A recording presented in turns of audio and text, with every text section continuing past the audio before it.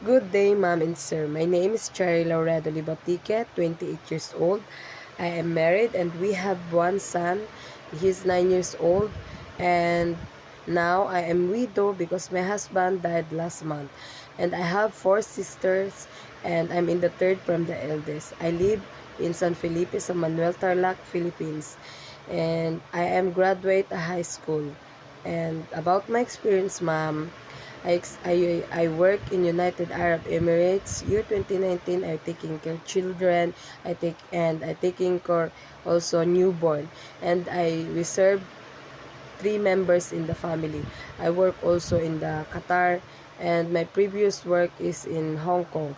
I taking care of children and I clean house, iron, and I marketing, but I only 10 months because my employer terminated me because he no longer needs a helper. Ma'am, I will do my best, and if you hired me, I will stay as long as you need me. Thank you.